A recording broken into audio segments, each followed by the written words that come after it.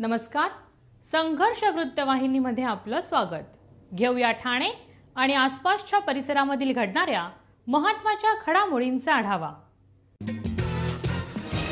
श्री साईनाथ सेवा समिती वर्तकनगर ठाणे आयोजित साईनाथ मंदिराचा 39वा वर्धापन दिन उत्सव येत्या बुधवारपासून साजरा होतोय. बुधवारी 12 नोव्हेंबर ते 14 नोव्हेंबर यामध्ये विविध धार्मिक कार्यक्रमांचं आयोजन करण्यात आलेलं आहे. श्री साईनाथ सेवा समितीचे संस्थापक अध्यक्ष माजी नगरसेवक स्वर्गीय बळीराम नईबाकर यांच्या पवित्र स्मृतीस अभिवादन करून हा कार्यक्रम पुढे नेत साईनाथ सेवा समितीचे प्रमुख सल्लागार आमदार संजय केळकर यांच्या प्रमुख मार्गदर्शनाखाली व अध्यक्ष मंगेश नईबाकर यांच्या अध्यक्षतेखाली साईनाथ सेवा समितीचे सर्व पदाधिकारी कमिटीच्या योग्य नियोजनाखाली सदर उत्सवाचं आयोजन करण्यात आलं आहे. 39व्या वर्धापन दिनानिमित्त विविध धार्मिक कार्यक्रमांचं आयोजन करण्यात आलेलं आहे. त्यानिमित्ताने परमपूज्य रत्नाकर महाराज उर्फ योगानंदाचार्य स्वामी बदलापूर यांच्या आशीर्वादाने लक्ष्मीनारायण याग यज्ञ आयोजित केला आहे. तर पूर्णाहुती शुक्रवारी होणार आहे.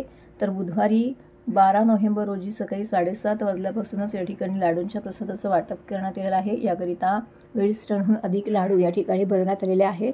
तसेच साईबाबांच्या पादुकांची भव्य मिरवणूक देखील या ठिकाणी काढण्यात येणार आहे. भजन, कीर्तन, गायन यांसारखे इतर कार्यक्रम देखील या ठिकाणी अहोरात्र सुरू राहणार आहेत. तर सहपरिवार मित्रमंडळींसह दर्शनाचा आणि प्रसादाचा लाभ घ्यावा असं आवाहन श्री साईनाथ सेवा समितीच्या वतीने अध्यक्ष मंगेश नईबाकर यांनी साई भक्तांना केलेलं आहे. तर या कार्यक्रमाविषयीची अधिक माहिती या ठिकाणी हरिजी माळी यांनी दिली आहे.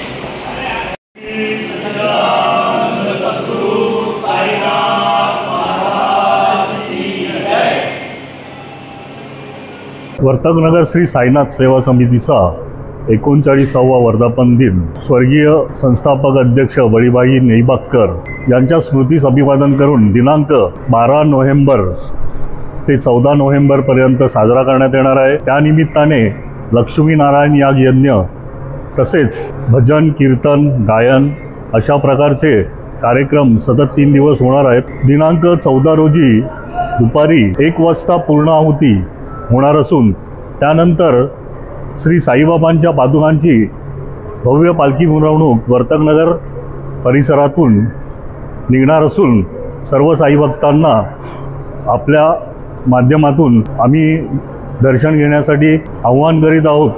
तसेच आमचे संस्थेचे मार्गदर्शक संजयजी केळकर साहेब यांच्या मार्गदर्शनाखाली हा संपूर्ण कार्यक्रम होत असून जवळजवळ वर्तकनगर परिसरामध्ये पूर्ण विद्युत रोषणाई केलेली असून मंदिराच्या आवारामध्ये राजमहालाचे स्वरूप आणलेले आहे. तसंच 3 दिवस सतत लाडू प्रसाद वाटप करण्यात येणार आहे. अशा प्रकारे हा वर्धापन दिन साजरा करण्यात येणार आहे. जवळजवळ ह्या 3 दिवसामध्ये 5 ते 6 लाख भाविक पूर्ण ठाणे शहरापासून मुंबई, ठाणे, नाशिक, पुणे जवळजवळ महाराष्ट्रातनं सर्वच भाविक दर्शनासाठी येतात. तर जवळजवळ 21 टन लाडू आपल्या संस्थेच्या माध्यमातून प्रसादरूपी आपण देणार आहोत. हे लाडू दोन लाडू आपण प्रसादरूपी विनामूल्य देणार आहोत.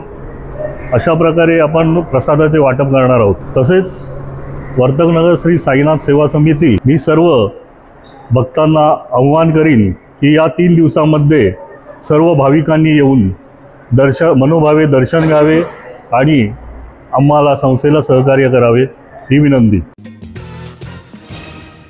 सर्व नागरिकांना आवाहन करण्यात येत आहे की सध्या डासांमार्फत पसरणाऱ्या डेंग्यू या आजाराचा प्रसार रोखण्यासाठी प्रत्येकाने पुढील प्रमाणे कार्यवाही करावी. डेंग्यू आजार एडिस इजिप्ती हा डास चावल्याने होतो. या डासांची पैदास साचलेल्या किंवा साचवलेल्या स्वच्छ पाण्यामध्ये होते. 8 दिवसांपेक्षा जास्त दिवस पाणी उघडे व साचून राहिल्यास त्यात डास अंडी घालतात. अंड्यांच्या अळ्या तयार होऊन पुढे डास तयार होतात. यासाठी आपल्या घरातील पाणीसाठे उदाहरणार्थ बॅरल्स, पिंपे, टाक्या, हौद, रांजणे इत्यादी दर आठवड्याला रिकामे करून घासून पुसून कोरडे करून पुन्हा भरावे. 1 दिवस कोरडा दिवस म्हणून पाळावा. पाणी साठ्यांना घट्ट झाकणे बसवावीत किंवा जुनी साडी, चादर, धोतर यांनी बांधून झाकून ठेवावीत म्हणजे डास त्यात जाऊन अंडी घालणार नाहीत. घराच्या गच्चीवर आजूबाजूला अंगणात कोठेही पाणी साचू देऊ नये. भंगार सामान उघड्यावर टाकू नये. उदाहरणार्थ टायर्स, प्लास्टिक सामान, कुंड्या, टाकाऊ वस्तू इत्यादी.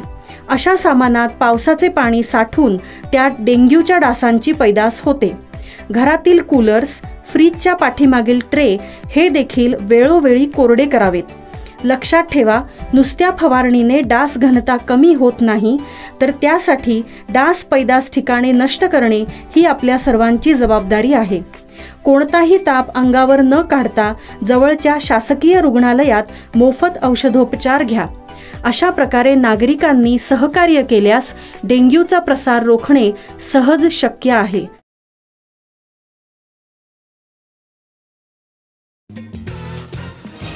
नगरपरिषद निवडणुकांचे पडघम वाजल्यानंतर ठाणे महानगरपालिकेच्या निवडणुकांचेही वेध लागले आहेत. ठाणे पालिका निवडणुकीच्या रिंगणात उतरण्यासाठी डॉक्टर जितेंद्र आव्हाड यांच्या नेतृत्वाखाली राष्ट्रवादी काँग्रेस शरदचंद्र पक्षाला मोठ्या प्रमाणामध्ये पसंती मिळू लागली आहे. गेल्या 2 दिवसांमध्ये सुमारे 73 जणांनी आपले अर्ज जिल्हाध्यक्ष मनोज प्रधान यांच्याकडे दाखल केले आहेत. येत्या जानेवारी महिन्यात ठाणे महानगरपालिकेची सार्वत्रिक निवडणूक होण्याची शक्यता आहे. येत्या 11 तारखेला प्रभाग आरक्षण जाहीर होणार आहेत. त्या अनुषंगाने राष्ट्रवादी काँग्रेस शरदचंद्र पवार पक्षाच्या वतीने इच्छुक उमेदवारांकडून अर्ज मागवण्यात आले आहेत.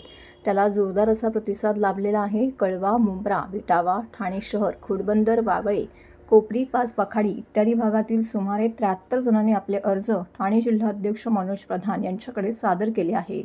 दरम्यान या संदर्भात मनोज प्रधान यांनी शरदचंद्र पवार यांच्या विचारधारणेवरती आणि डॉक्टर जितेंद्र आव्हाड यांच्या नेतृत्वावरती विश्वास असणारे ठाणे महानगरपालिका क्षेत्रातील हजारो लोक पक्षाशी जोडले जात आहेत. या निवडणुकीत उमेदवारी मागणाऱ्या इच्छुकांची संख्या ही मोठी आहे. अर्ज करणाऱ्यांमध्ये उच्च शिक्षित तरुण आणि महिलांची संख्या मोठी आहे. 10 तारखेपर्यंत अर्ज स्वीकारण्यात येणार असून ते प्रदेश नेतृत्वाकडे पाठवण्यात येणार आहेत. इच्छुकांच्या मुलाखती घेऊन पात्र उमेदवारांचीच लवकरात लवकर नावं जाहीर करण्यात येणार आहेत असं त्यांनी सांगितलं आहे. भारतातील स्थावर मालमत्ता क्षेत्रात जलद बदल होत असतानाच पुनर्विकासामुळे गृहधारकांसाठी नवी मूल्यनिर्मिती झाली असल्याचे क्रेडाई एमसीएचचे ठाणे अध्यक्ष सचिन मिराणी यांनी सांगितले. शासनाने जाहीर केलेल्या नव्या FSI निर्णयांमुळे जुन्या इमारतींना आधुनिक आणि उच्च मूल्य असलेल्या मालमत्तांमध्ये रूपांतरित करण्याची संधी निर्माण झाली होती असं त्यांनी नमूद केलं. 8 आणि 9 नोव्हेंबर रोजी ठाणे पश्चिम येथील रेमंड ट्रेड शो हॉल येथे हे कार्यक्रम आयोजित केला आहे. क्रेडाई एमसीएचचे ठाणे पुनर्वसन प्रदर्शन आणि अधिवेशन या कार्यक्रमाने गृहनिर्माण सोसायट्यांना पुनर्विकास प्रक्रियेने मार्गदर्शन मिळवून दिले. पुनर्विकासामुळे फक्त इमारतीच नव्हे तर नागरिकांचे जीवनमान, सुविधा आणि मालमत्तेचे मूल्य वाढते. हे लाभ समाजातील सदस्यांसाठी अधिक असून विकासकांसाठी नव्हे असं क्रेडाई एमसीएचचे ठाणेचे सचिव फैयाज विराणी यांनी म्हटलंय. ठाण्याचा पुनर्विकास प्रवास आता सुरू झालेला आहे. हे केवळ इमारतींचे पुनर्वसन किंवा नूतनीकरण नसून शहराच्या आकाश रेषेला नवसंजीवनी देणारं पाऊल आहे असं यावेळी महेश बोरकर यांनी म्हटलंय. तर 2 दिवसाच्या प्रदर्शनाच्या पुनर्विकासी संबंधित सल्ला, प्रकल्पाचं सादरीकरण आणि शासकीय मार्गदर्शकत्वावरील माहिती समाजांना देण्यात आली. ठाण्यातील गृहनिर्माण सोसायटीने या उपक्रमाला उत्स्फूर्त असा प्रतिसाद दिला. यावेळी आमदार निरंजन डावखरे, खासदार नरेश म्हस्के यांची देखील येथे प्रमुख उपस्थिती लाभली. तर माजी अध्यक्ष जितेंद्र मेहता यांनी यावेळी म्हटलं की क्रेडाई एमसीएचआय पुनर्विकासाचा विचार करणाऱ्या सर्व सोसायट्यांसाठी कार्यक्रम अत्यंत महत्त्वाचा होता आणि अशा उपक्रमामध्ये सहभागी होणे आवश्यक ठरते असं देखील त्यांनी म्हटले. यावेळी नरेश म्हस्के आणि आमदार निरंजन डावखरे यांनी एमसीएचआयचे अध्यक्ष सचिन मिराणी, उपाध्यक्ष अमित दातार, सचिव फैयाज विराणी, अजय अशर, जितेंद्र मेहता, सर्व सभासद, सदस्य, नागरिक मोठ्या संख्येने येथे उपस्थित होते.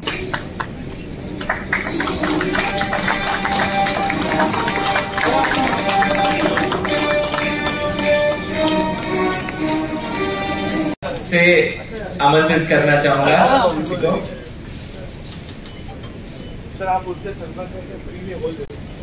I request someone from the Borkar group to please come and थोड़ा लाइट म्यूजिक बजा देना. ये हो रहा था भैया. निमित को come and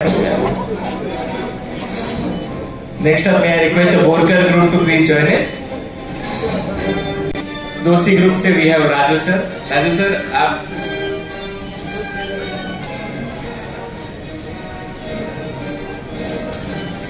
post this, I request Raju sir to please stay back on the stage and we would request Ekanta for felicitating everyone. Next up, our participant we would like to thank is Puneet Urban Spaces. I request Secretary Fayaz Virani ji to please join us on the stage while we are felicitating all our wonderful participants. By Cosmos Group as well.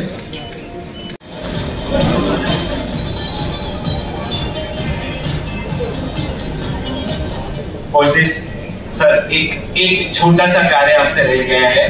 Hum all the managing committee of CREDA MCHI Thane, each and everyone is requested to please join in so that MCHI Thane यांच्या पुढाकाराने पहिल्यांदा ठाण्यामध्ये vision 2030 या कार्यक्रमाच्या माध्यमाने ठाण्यामध्ये होत असलेले जो रिडेव्हलपमेंट प्रोजेक्ट्स आहेत याचं एक एक्सपो या इकडे रेमंड्समध्ये आयोजित केलेला आहे. निश्चितपणे ठाणेकरांना याचा एक चांगला लाभ होईल. या इकडे कुठले रिडेव्हलपमेंटचे प्रोजेक्ट्स आपल्याकडे चालू आहेत आणि त्याच्या मागे पूर्ण ठाण्याच्या विकासाचं विजन काय आहे तेही या इकडे त्यांनी प्रदर्शित केलेलं आहे. मी MCHIच्या सर्व पदाधिकाऱ्यांना अजून एक विनंती केली की याच्यामध्ये वाढती जी लोकवस्ती आहे, कारण आपण बघितलंय ठाण्याची जुनी जी लोकवस्ती होती त्याच्यापेक्षा आता 3 पट ती लोकवस्ती झालेली आहे आणि त्याच्यामुळे फार मोठ्या प्रमाणामध्ये डेव्हलपमेंट होत असताना याच्यामध्ये येणारी जी लोकसंख्या आहे त्याला डोळ्यासमोर ठेवून राज्य शासनाने काही पावलं उचलली पाहिजेत. ती अपेक्षा या 2 दिवसाच्या सेमिनारच्या माध्यमाने निश्चितपणे एक सार याच्यामधनं निघेल जो शासनाच्या समोर ठेवता येईल. आपण बघतो की अनेक ठिकाणी जिकडे रिडेव्हलपमेंटचे प्रोजेक्ट्स असतील, SRAचे प्रोजेक्ट्स असतील, हे वर्षानुवर्ष अडकलेले आहेत. काही प्रोजेक्ट्स 15, काही 20, काही 25 वर्ष अडकलेले आहेत. अशी परिस्थिती होऊ नये त्याच्यामुळे निश्चितपणे या एक्सपोचा उपयोग होईल. आता आम्हाला टोटल 800 सोसायटींचा रजिस्ट्रेशन झाला आहे आणि आम्हाला असा मान्य आहे की मिनिमम 1200 ते 1300 सोसायटी ठाण्यातून पूर्ण घेणार. त्यामध्ये ठाणा भागाचा कलवा एरिया आहे, मुंब्रा एरिया आहे आणि पूर्ण ठाणा सिटी, त्यानंतर कोकण रोड नंबर 1 आणि घोडबंदर रोडपासून पण आम्हाला ते रिस्पॉन्स भेट आहे.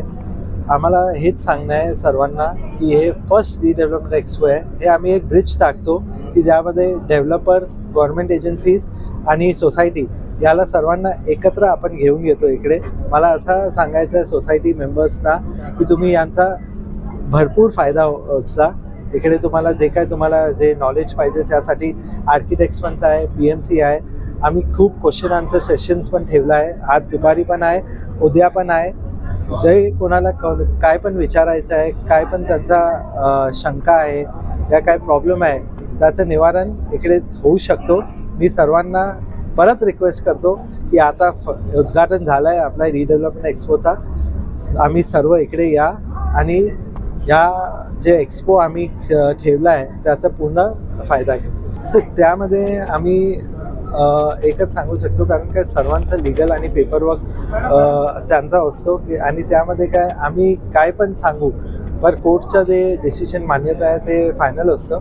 पण आम्ही हे काय की जे झालं आहे ते आपण बदलू नाही शकत. पण आता तुम्ही जेव्हा कधी पण एक डेव्हलपर नेमतात आपल्या सोसायटीसाठी, त्यांचा तुम्ही क्रेडेन्शियल बघून घ्या, त्यांचं पास्ट हिस्ट्री बघून घ्या, त्यांचं फायनान्शियल बॅकग्राऊंड बघून घ्या, त्यांनी काय काय काम केलं आहे ते पण बघून घ्या आणि त्यानंतर तुम्ही एक चांगला डेव्हलपर निवडा. मी हे नाही सांगतो की इकडे जे काय आहे तेच डेव्हलपर चांगलं आहे. तुम्ही जे काय डेव्हलपर तुम्ही ठेवा ते काय सांगणार नाही आहे, पण ते तुमचा प्रोडक्ट रखडला नाही पाहिजे. मला हेच सांगायचं की पर्सेंटेज नका बघू, क्वालिटी बघा आणि बिल्डरचा क्रेडिटेबिलिटी बघा. MCHI ठाणेकरसाठी नेहमी चांगले उपक्रम करत आहे. त्याच्यामधला एक प्रकार आहे की ठाणे रिडेव्हलपमेंट एक्सपो. एक्सपो का की ठाण्याच्या 1991 मध्ये प्रथम डेव्हलपमेंट प्लॅन आला. त्याच्या अगोदर ग्रामपंचायत अप्रुव्हल होतो, म्हणजे जो स्ट्रक्चरल डेव्हलपमेंट होत होता ते आता डेव्हलपमेंट होणं गरजेचं आहे. त्यासाठी डेव्हलपमेंट कसा करायचा आपण ठाणा शहरमध्ये बघताय की काफी सारे प्रोजेक्ट अटकलेले आहे. तो अटकलेला म्हणजे वेगळे रिझन आहे. तो ते नाही व्हायला पाहिजे. आपला जो स्वप्नाचं घर आहे ते टाइमसर माणसाला नवीन भेटायला पाहिजे. त्याच्यासाठी एक रूपरेखा गव्हर्नमेंटने बनवलेली आहे. ते समजण म्हणजे त्याच्या अंडरस्टँडिंग करण्यासाठी ही एक्सपो म्हणजे काय आहे, हे पूर्ण प्लॅटफॉर्म आहे जो इंटरॅक्टिव्ह आहे. तुम्ही इथे येऊन तुम्ही नॉलेज सेशन आपण म्हणू शकतो. तुम्हाला नॉलेज भेटेल. सोसायटीला चांगल्याकडून समजावून घेतो आपण की रिडेव्हलपमेंटची प्रोसेस काय आहे, त्याच्यामध्ये सोसायटी ऑफिस बिल्डरला काय करायला पाहिजे, काय नाही करायला पाहिजे, सोसायटीला काय काय SOP म्हणजे स्टँडर्ड ऑपरेटिंग प्रोसेसमध्ये काय काय बघायला पाहिजे, ते सगळ्याच्या आम्ही त्याला नॉलेज देणार. त्याच्यानंतर पण कोणाला काही तकलीफ असेल तर MCHI ठाणे gmail.com मध्ये क्वेरी पाठवली तर आम्ही त्याच्या उत्तर देईल. आम्ही नेहमी ऑफिसमध्ये एकदा महिन्याला असा ठेवू की त्याच्यामध्ये कोणी पण येऊन नागरिक आपल्याला भेटू शकतो, सोसायटीचे ऑफिसर भेटू शकतो आणि त्याच्या काही प्रॉब्लेम असेल तर दूर करू शकतो. जादा पैशांचे आमिष दाखवून नागरिकांना खेळण्यातील नोटांचे बंडल देऊन नागरिकांची फसवणूक करणाऱ्या एकाला ठाणे पोलिसांनी अटक केलेली आहे. संजय भारती असं फसवणूक करणाऱ्या आरोपीचं नाव असून पोलिसांनी त्याच्याकडून खेळण्यातील नोटांचे 500 रुपयांचे 360 बंडल, बनावट सोन्याची बिस्किटं, दुचाकी असा मुद्देमाल जप्त केला आहे. ठाण्यात राहणाऱ्या एका तरुणाला एका व्यक्तीने संपर्क साधून 1 लाख रुपये दिल्यास पुढील 3 आठवड्यामध्ये 3 लाख रुपये मिळतील अशी बतावणी केली होती. तरुणाला संशयास्पद वाटल्याने त्यांनी या प्रकरणी कापूरबावडी पोलीस ठाण्यामध्ये तक्रार दाखल केली होती. या प्रकरणाचे गांभीर्य ओळखून कापूरबावडी पोलिसांनी या प्रकरणाचा तपास सुरू केला. बनावट नोटा घेऊन हे आरोपी 3 नोव्हेंबरला साकेत बाळकूर मार्गावर येणार असल्याने पोलिसांनी सापळा रचला. त्यानंतर पथकाने संजय कुमार भारती याला ताब्यात घेतलंय. त्याचा साथीदार तेथून पळून गेला. पोलिसांनी घटनास्थळी यावरून तसेच त्याच्या घरातून खेळण्यातील नोटांचे 500 रुपयांचे 360 बंडल, 38 बनावट सोन्याची बिस्किटं, दुचाकी असा मुद्देमाल जप्त केलेला आहे. आरोपींनी किती नागरिकांची फसवणूक केली आहे याचा अद्याप पोलिसांकडून तपास सुरू आहे.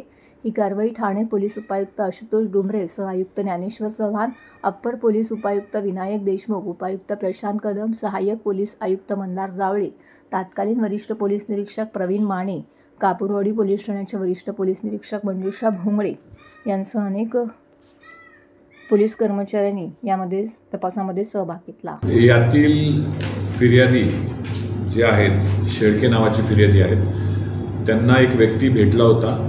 त्यांची प्रवासादरम्यान ओळख झाली होती. 1 लाख रुपयाच्या बदल्यात त्यांना 3 लाख रुपये देतो असं त्यांना सांगून त्यांच्याशी मैत्री वाढवली आणि फिर्यादीला भेटून त्यांच्याकडे 1 लाख रुपये घेतले. ज्यावेळेस फिर्यादी 1 लाख रुपयाच्या बदल्यात 3 लाख रुपये त्याच्याकडे मागणी करत होते त्यावेळेस ह्यातील जो आरोपी आहे त्यांनी डुप्लिकेट ज्या नोटा, जे खेळण्यातल्या नोटा, त्या नोटाचे बंडलवरती ओरिजिनल नोटा लावून ते 3 लाख रुपये घेऊन आला होता. आणि फिर्यादीला तो देत असताना फिर्यादीला संशय आला. त्याच्यानंतर ही पूर्ण हकीकत आपल्याला निष्पन्न झाली. याच्यामध्ये ही एक मोठी टोळी कापूरबावडी पोलीस स्टेशनच्या अधिकाऱ्यांनी ओपन केलेली आहे. यापूर्वी यांनी अशा प्रकारचे गुन्हे ह्या टोळीने केलेले आहेत. तर यांची मोडस 2 पद्धतीने निष्पन्न झाली आहे. एक तर हे लोकांकडून 1 लाख रुपयाच्या ऐवजी 3 लाख रुपये देतो किंवा 2 लाख रुपये देतो अशी जादा रक्कमचं आमिष दाखवतात. दुसरं, कमी किमतीत सोनं द्यायचं म्हणून पण ते लोकांना फसवतात. अशा पद्धतीची ही टोळी आहे. जवळपास आम्ही यातले 1 आरोपी आत्ता आमच्या ताब्यात आहे. आणखी 3-4 आरोपी आम्ही याच्यामध्ये निष्पन्न केलेले आहेत. तर ह्या फिर्यादीच्या तक्रारीप्रमाणे हा CR नंबर 806/25 हा कलम 318(4) या सेक्शनप्रमाणे दाखल झालेला आहे. फिर्यादीच्या अंगझडतीमध्ये आणि फिर्यादीच्या घरझडतीमध्ये या 360 खोटे जे मुलांना खेळण्यात वापरण्याच्या नोटांचे बंडल आपल्याला प्राप्त झाले. आणि ह्या मोठा डिटेक्शन कापूरबावडी पोलीस स्टेशनचे डिटेक्शन टीम त्यांनी केलेलं आहे. CP साहेबांनी त्यांचं अभिनंदन केलं आहे आणि पुढील तपास चालू आहे. आरोपी हा नॉर्थ साईडचा आहे. यापूर्वीचं कुठलंच रेकॉर्ड नाही आहे. आरोपी हा जी मेन टोळी प्रमुख आहेत त्यांच्याकडे डे टू डे पैशावरती म्हणजे डे टू डे डेली बेसिसवरती तो काम करायचा.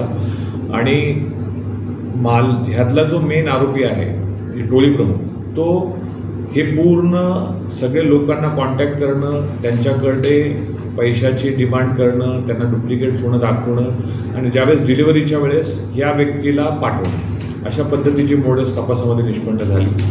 आता ह्यापूर्वीचे अशाच प्रकारचे गुन्हे त्यांनी केलेले असल्याचं पण आम्हाला इन द इन्क्वायरी आम्हाला माहिती मिळाली आहे. आता मेन आरोपीचा आम्ही शोध घेतोय. मात्र आणखी काही गुन्हे या हद्दीतले किंवा इतर पोलीस स्टेशनच्या हद्दीतील निष्पन्न होतील असं आम्हाला संशय आहे. 3 ते 4 नावं आत्तापर्यंत निष्पन्न केली आहे आणि हे बाहेरच्या राज्यातील पण काही आरोपी ह्याच्यामध्ये आहेत. आता आम्ही हे नोटा कशा मागवल्या, कुठल्या एजंट आहे, किती लोकांची फसवणूक केली आहे, ह्या पूर्ण तपास आम्ही करतोय. आता आरोपीला जवळपास 15 तारखेपर्यंत पोलीस कस्टडी आहे आणि अद्याप तपासाची प्राथमिक स्टेज असल्यामुळं आणखी ह्याच्यामध्ये अन्य आरोपी निष्पन्न होण्याची शक्यता आहे.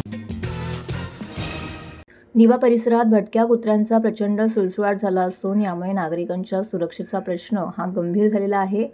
काल संध्याकाळी काळुबाई बिल्डिंग विकास मात्रे गेट परिसरामध्ये 2 वर्षाची बालिका वेद विकास काजरे ही चालत असताना अचानक एका भटक्या कुत्र्याने तिच्यावरती हल्ला केला. या हल्ल्यामध्ये लहानग्या वेदला गंभीर जखमा झाल्या असून कुटुंबियांनी तिच्यावरती तातडीने उपचार सुरू केले आहेत. बालिका वेदाच्या आईचं नाव मीनाक्षी विकास काजरे, वडिलांचे नाव विकास दगडू काजरे असं आहे. घटनेनंतर परिसरात भीतीचं वातावरण निर्माण झालं असून नागरिकांमध्ये संतापाची लाट उसळलेली आहे. या संदर्भात शिवसेना उद्धव बाळासाहेब ठाकरे पक्षाचे कल्याण ग्रामीण विधानसभा प्रमुख ॲडव्होकेट रोहिदास मुंडे यांनी तीव्र नाराजी व्यक्त केलेली आहे. तर दिवा विभागात भटक्या कुत्र्यांची संख्या ही नियंत्रणाबाहेर गेलेली आहे. वारंवार तक्रारी करूनही महापालिका प्रशासनाने अद्याप कोणतीही ठोस कारवाई केली नाही. निष्पाप लहान मुलीला इतक्या गंभीर स्वरूपात जखमी करूनही प्रशासन शांत बसले आहे, हे मान्य केले जाणार नाही. तसेच त्यांनी यावेळी इशारा दिला आहे, महापालिकेने तात्काळ भटके कुत्रे पकडण्याची आणि त्यावर योग्य प्रक्रिया राबवण्याची तातडीने कार्यवाही केली नाही तर नागरिकांच्या सुरक्षेसाठी परिसरातील भटके कुत्रे गोळा करून थेट महापालिका कार्यालयात सोडण्यात येतील असं देखील यावेळी ॲडव्होकेट रोहिदास मुंडे यांनी म्हटलं आहे. विकास मात्रे गेट दिवा येथील दिशा कासारे 2 वर्षाची मुलगी ही काल त्यांच्या चालीतून जात असताना एका भटक्या कुत्र्याने तिच्यावरती हल्ला केला. या हल्ल्यात ती जखमी झालेली आहे.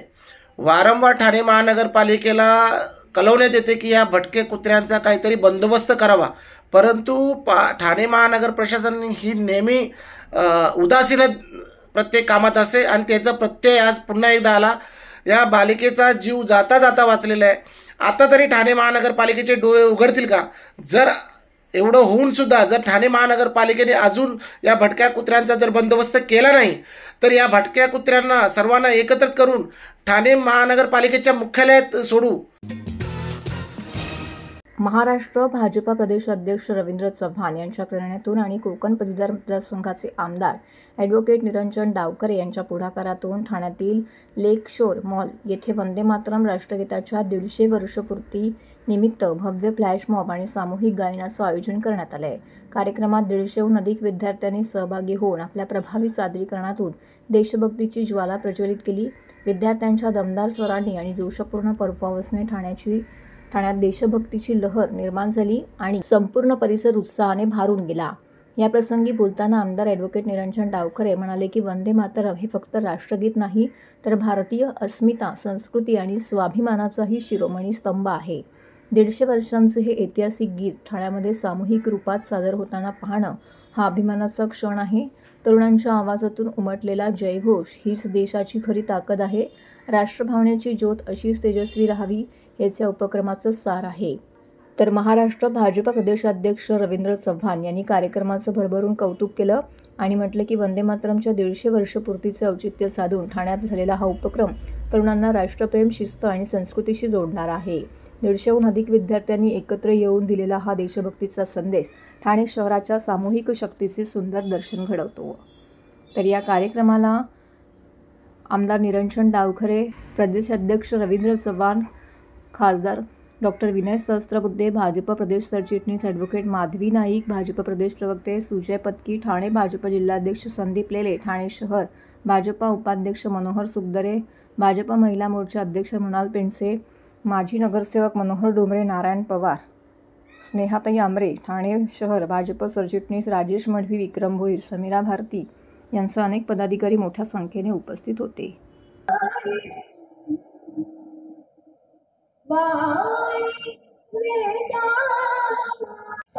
आणि नवीन पिढीला त्याचे महत्त्व पटवून देईल. मी कौटुंबिक आणि सामाजिक जीवनात भारतीय भाषांचा वापर करेन.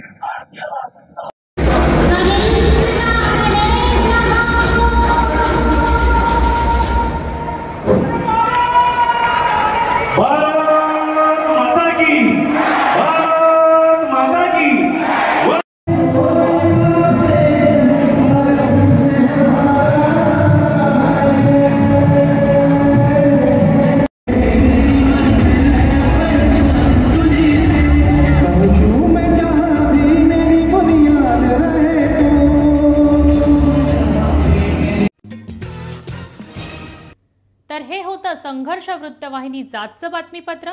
उद्या पुन्हा भेटू याच वेळी याच ठिकाणी ताज्या घडामोडींसह. तोपर्यंत नमस्कार.